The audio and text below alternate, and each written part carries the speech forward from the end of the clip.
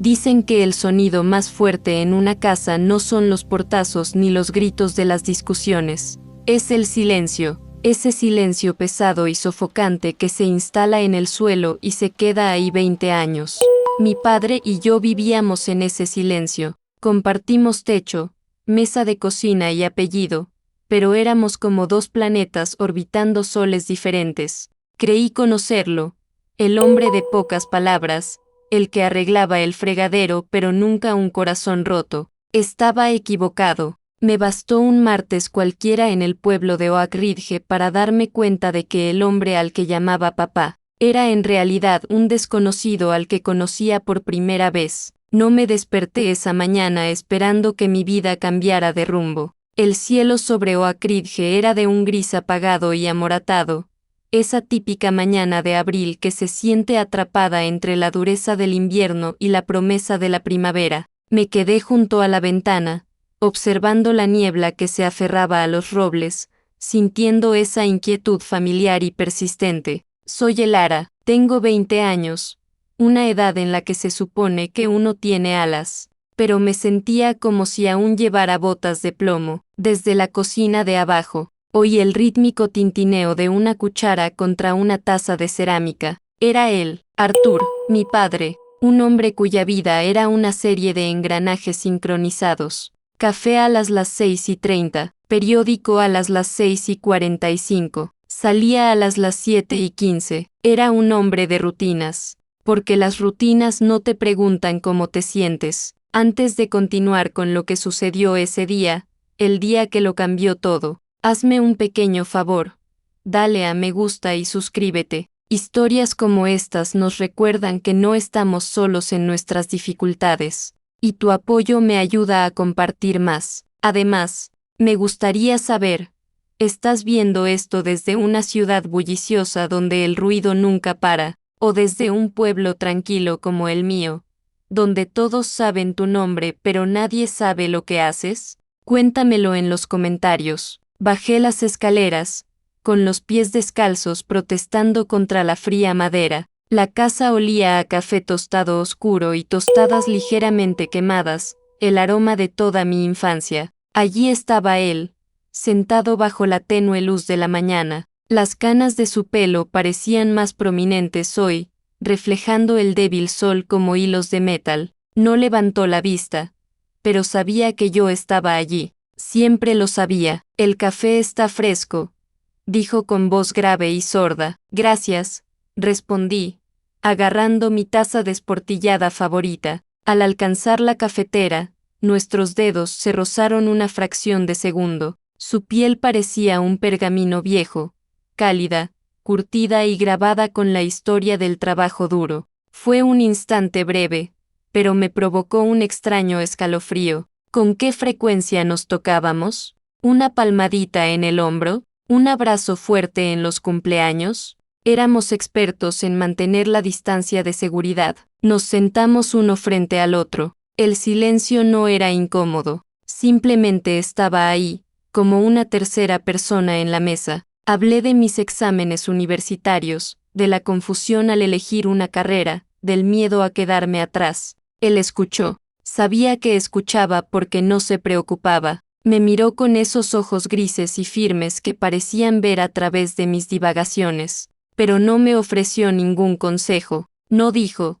todo irá bien. Simplemente asintió, pero entonces, hizo algo que rompió la rutina. Se aclaró la garganta, un sonido que solía indicar que estaba a punto de decir algo importante y miró su reloj. Elara, dijo con la voz un poco tensa, ¿estás ocupada hoy? Estaba pensando, quizás podríamos dar una vuelta, solos. Me quedé paralizado con la taza a medio camino de mis labios. Mi padre no hacía cosas espontáneas, no hacía cosas por capricho. Era un hombre que necesitaba un mapa, un destino y una razón. ¿Un paseo? ¿A dónde? Pregunté. Acabo de salir, respondió, evitando mi mirada, hacia el acantilado susurrante. Hacía tiempo que no pasábamos por allí. ¿Un paseo hasta el acantilado? Eso estaba a kilómetros de distancia. Era un lugar de mi infancia, un lugar que apenas recordaba salvo por el olor a sal y el sonido del viento. Dudé, pensando a toda velocidad en mi lista de cosas por hacer. Pero algo en su expresión me detuvo. No era una orden, era casi una súplica. Claro, dije en voz baja, me encantaría. Salimos media hora después. Mientras conducimos por las conocidas calles de Oakridge, pasando por la vieja biblioteca y el parque donde solía rasparme las rodillas, lo observé de reojo. Sus manos estaban firmes en el volante, siempre apretadas, pero tenía la mandíbula apretada, como si se preparara para una tormenta. Cuanto más nos alejamos de los límites de la ciudad, más silencioso se volvía el mundo. La radio sonaba una melodía suave y clásica, algo de los 70 que no reconocí, pero el ritmo parecía el latido de un corazón. Pasamos junto a árboles esqueléticos y vastas praderas vacías que parecían extenderse eternamente. Quería preguntarle de qué se trataba, quería romper la tensión,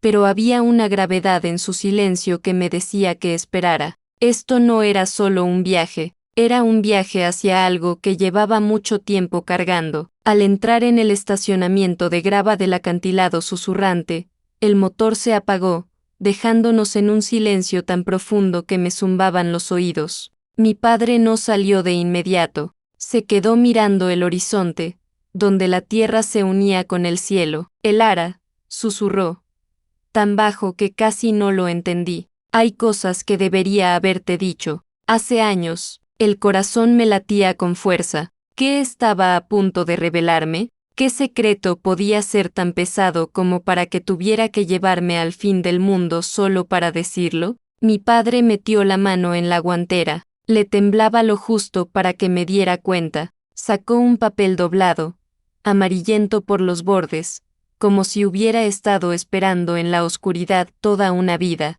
No me miró, simplemente se quedó mirando el papel como si fuera un cable de alta tensión. Llevo 20 años intentando encontrar las palabras adecuadas, susurró, y me di cuenta de que no soy un hombre capaz de decirlas en voz alta. Bajamos del coche, el viento en el acantilado susurrante era cortante, con aroma a pino y lluvia lejana. El suelo bajo nuestras botas era irregular, cubierto de piedras sueltas que crujían a cada paso. Recuerdo haber venido aquí cuando tenía 5 o 6 años.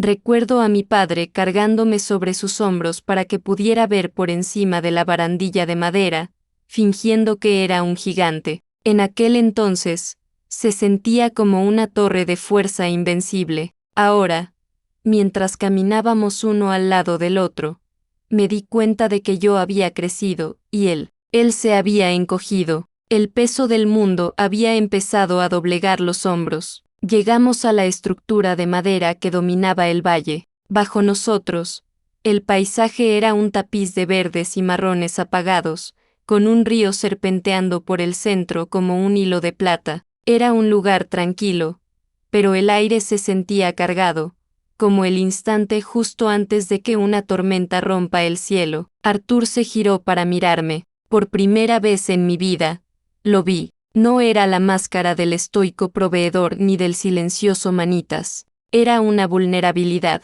Sus ojos vidriosos reflejaban la inmensidad del valle. El ara, empezó con la voz entrecortada. Sé que no he sido el padre que te merecías. No soy el que habla de sentimientos ni sabe consolarte cuando estás triste. Me criaron para creer que el trabajo de un hombre es proveer, arreglar las cosas, ser un muro. Pero los muros no solo protegen, también bloquean la vista. Me entregó el papel, mis dedos rozaron los suyos, y esta vez no se apartó. Me sostuvo la mano un segundo más de lo habitual, un ancla silenciosa. Léelo, dijo, por favor.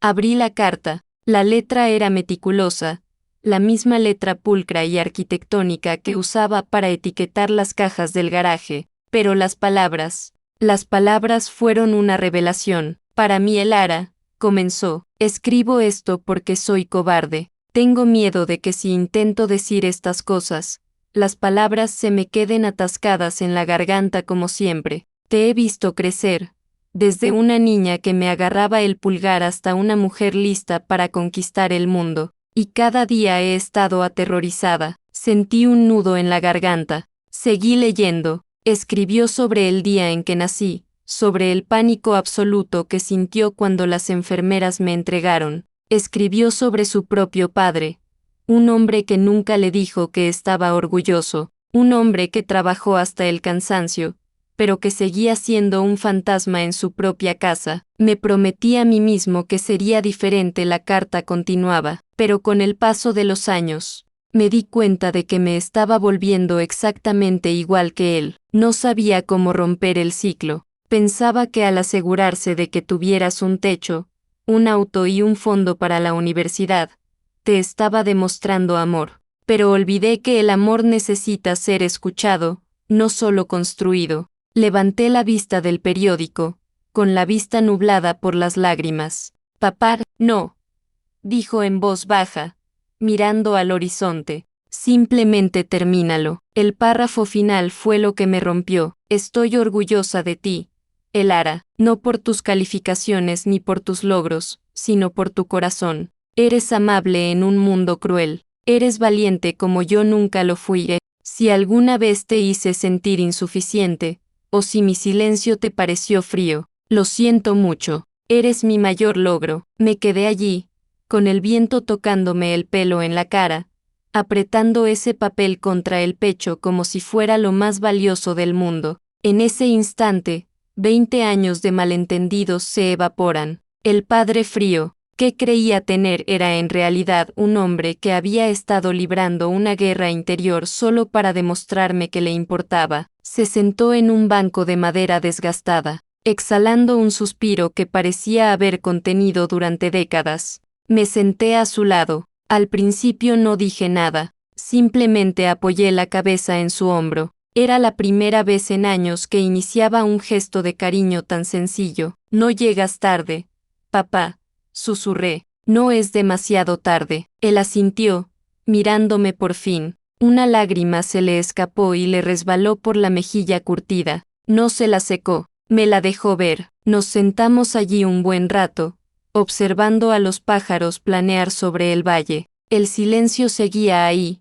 pero había cambiado. Ya no era un muro, era un puente. Pero justo cuando creía que por fin habíamos encontrado la paz, sonó su teléfono. Revisó la pantalla y su postura cambió por completo. La vulnerabilidad desapareció, reemplazada por un miedo repentino y agudo. Tengo que irme, dijo con voz temblorosa. Elara, tenemos que volver a casa. ¿Ya? ¿Qué había en ese teléfono? ¿Y por qué el hombre que acababa de abrir su corazón de repente parecía como si esperara un fantasma? El viaje de vuelta a Oakridge no se parecía en nada al de ida. El apacible zumbido del motor se sentía como el tic-tac de un reloj. Mi padre tenía los nudillos blancos mientras agarraba el volante, mirando el retrovisor cada pocos segundos. Papá, me estás asustando, dije con voz temblorosa. ¿Quién hablaba por teléfono? No respondió de inmediato.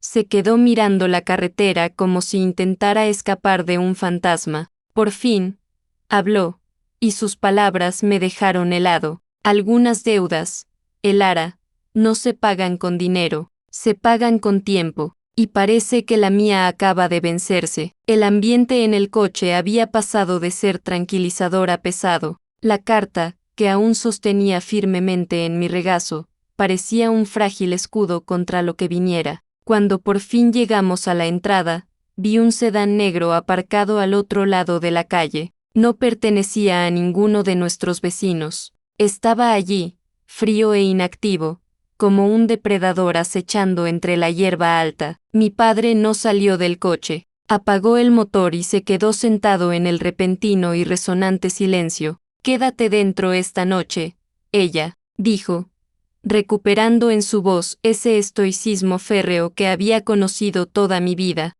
pero esta vez, no era para distanciarse de mí, sino para protegerme. No, dije, con una repentina oleada de desafío en el pecho, acabas de decirme que estabas harta de ser un muro. No construyas uno ahora. Dime qué está pasando. Me miró y, por un instante, sexta la lucha interna en sus ojos. Suspiró, un sonido largo y cansado. Esa llamada era sobre tu abuelo. El hombre del que te hablé nunca habló de su orgullo. No solo dejó silencio, Elara, dejó complicaciones. Julián, el nombre pesaba en el aire. Julián, el hermano de mi padre, un tío que, según me habían dicho, se había mudado hacía décadas y que nunca lo mencionaron. Ha vuelto a Oakridge, susurró mi padre, y cree que le debo la vida que no pudo vivir. Entramos en la casa, pero el santuario parecía comprometido. Para distraernos, o quizás para encontrar algo de normalidad, mi padre sugirió que cocinamos la cena juntos. Era otra novedad. Normalmente, la cocina era su reino, un lugar donde procesaba sus pensamientos mientras picaba verduras rítmicamente, mientras estábamos uno al lado del otro, pelando patatas y picando cebolla. La tensión empezó a fundirse poco a poco en algo más, una historia compartida. Empezó a contarme historias que nunca antes había compartido. Me habló de tener 20 años, igual que yo ahora, y sentir la misma incertidumbre abrumadora. Me contó de la vez que intentó huir a la costa para ser carpintero, solo para regresar porque no podía dejar a su madre sola con el temperamento de Julián. No me quedé por obligación, dijo, echando un puñado de hierbas a la sartén. Me quedé porque así lo decidí, pero siempre me pregunté si había tomado la decisión correcta, hasta que naciste. Entonces, lo supe. La cocina se llenó del cálido aroma terroso a ajo y romero. El resplandor dorado de la luz de la estufa proyectaba sombras largas y danzantes en las paredes. Por unos instantes, me olvidé del sedán negro que había afuera. Vi a mi padre no como un proveedor, sino como un hombre que había sacrificado sus propios sueños para que yo pudiera tener el lujo de tener los míos. ¿Sabes?, dijo con una leve sonrisa. De pequeño, te tenía miedo. Pensaba que cuanto más independiente te volvieras, menos me necesitarías. Y si no me necesitabas, ¿para qué estaba yo? Extendí la mano y le apreté el antebrazo. Siempre te necesitaré, papá. Quizás no para atarme los zapatos ni para llevarme a la escuela, sino para recordar de dónde vengo. Más tarde esa noche, el misterio de la llamada volvió a sonar. Mientras lavamos los platos, sonó el timbre. No era un timbre amistoso, era un zumbido largo e insistente que vibraba por el suelo. Mi padre se quedó paralizado. Se secó las manos lentamente con un paño de cocina y me miró. Ve a tu habitación, Elara, por favor. Subí las escaleras, pero no fui a mi habitación. Me senté en la oscuridad, con el corazón latiendo con fuerza, escuchando. Oí que se abría la puerta, oí una voz, más aguda que la de mi padre, con un toque de humor amargo. Arthur, dijo la voz, pareces viejo. La jubilación le sienta bien al hombre que tomó el camino fácil. No fue nada fácil, Julián, respondió mi padre en voz baja y amenazante. ¿Por qué estás aquí? He oído que la chica se gradúa pronto, dijo Julián. Debe ser genial tener una vida basada en secretos. ¿Sabe lo de la casa en Silveridge? ¿Sabe por qué nos fuimos? Se me heló la sangre. ¿Silveridge? Nunca habíamos vivido allí. Mi padre me dijo que nací aquí mismo, en Oakridge. ¿De qué hablaba Julián? Oí un forcejeo sordo, el sonido de una silla al rascarse contra el suelo. ¡Fuera!, gritó mi padre. Está fuera de su alcance. Todo lo que hacíamos entonces era mantenerla alejada de gente como tú. La puerta se cerró de golpe. Volvió el silencio.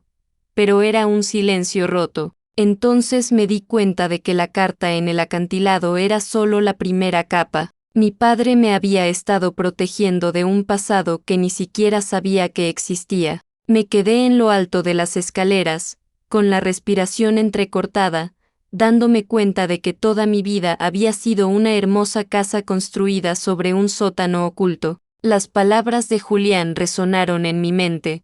¿Sabe realmente por qué nos fuimos? Me di cuenta de que el silencio de mi padre no era solo un rasgo de personalidad, era un escudo. No solo había sido padre durante los últimos 20 años, Había sido un centinela. Esperé hasta oír el coche de Julián alejarse a toda velocidad, con la grava chirriando bajo sus neumáticos. Bajé las escaleras lentamente. Mi padre estaba apoyado en la encimera de la cocina, cabizbajo, con las manos temblorosas aferrándose al borde del mármol. Parecía un hombre que acababa de terminar una maratón en la que nunca se había inscrito. Silveridge, dijo suavemente. Se estremeció, no levantó la vista. Quería que nunca oyeras ese nombre. Elara. Papá, mírame. Por fin levantó la cabeza. Tenía los ojos enrojecidos, llenos de una mezcla de vergüenza y cansancio. Me diste esa carta hoy.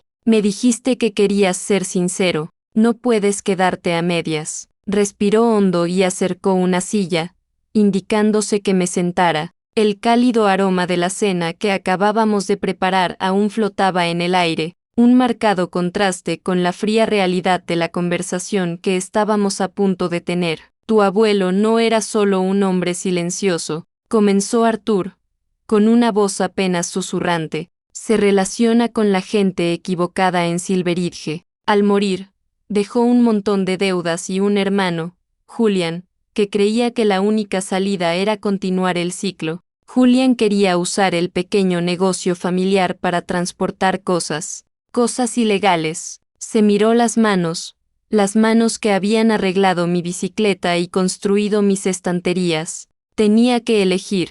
Podía quedarme y luchar en una guerra que no podía ganar, o podría llevarte, cambiar nuestros nombres y desaparecer en una vida donde nunca tendrías que estar pendiente de ti. Te elegí. No nos mudamos a Oakridge por trabajo, Elara. Nos mudamos aquí para sobrevivir. El peso de su sacrificio me impactó como un puñetazo. No solo había trabajado de 9 a 5, había pasado 2 décadas observando cada sedán negro, cada rostro desconocido, preguntándose si su pasado lo había alcanzado. Había guardado silencio porque cada palabra sobre el pasado era un riesgo. La carta, susurré. Por eso la escribiste ahora, porque sabías que Julian estaba cerca. Quería que supieras quién era antes de que alguien más te contara una versión falsa.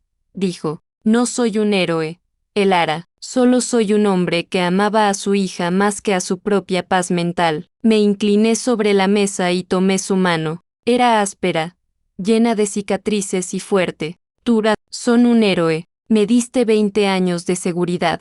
Me diste una infancia donde mi única preocupación era un examen de matemáticas o un corazón roto. Ese es un regalo que la mayoría de la gente nunca recibe. La noche se hizo más profunda. No llamamos a la policía. Mi padre ya había gestionado los trámites legales de una orden de alejamiento hacía años, y Julian era prácticamente un fantasma del pasado, intentando asustar a un hombre que ya no tenía miedo. Ver a mi padre mantenerse firme finalmente había quebrantado el poder de Julian. Antes de acostarme, volví a los viejos contenedores del ático. Encontré otra vez esa foto nuestra en la costa, aquella en la que yo tenía 6 años y me faltaba un diente. Miré el rostro de mi padre, vi la tensión en sus ojos incluso entonces, pero su brazo me rodeaba con tanta fuerza, tan protectoramente. Entonces me di cuenta de que la felicidad no es la ausencia de lucha,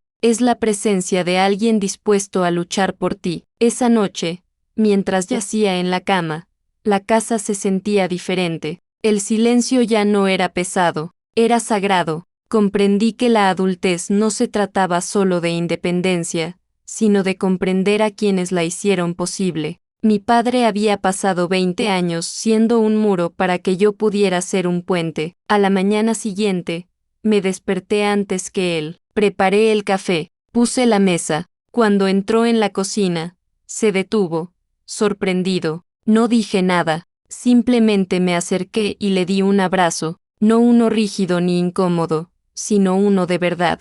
Uno que dijera, lo sé, lo entiendo y te amo, no me voy a ningún lado. Papá, susurré, no importa a dónde vaya ni la edad que tenga, llevaré todo lo que me diste. Me devolvió el abrazo y, por primera vez, sentí que la tensión se le escapaba por completo. El centinela por fin había terminado su turno. A veces, quienes más nos quieren son los que menos dicen. Expresan su devoción en la gasolina que ponen en nuestros coches, las cerraduras que revisan por la noche y las cartas que tardan 20 años en escribir. Si esta historia te conmovió, compártela con alguien que te importe. Quizás sea un padre, un hermano o un amigo que se comunica con acciones en lugar de palabras. No esperes 20 años para decirles que los ves. La vida es corta, pero el amor verdadero, silencioso y sacrificado es lo único que perdura. Gracias por escuchar mi historia. Soy Elara y nos vemos en la próxima.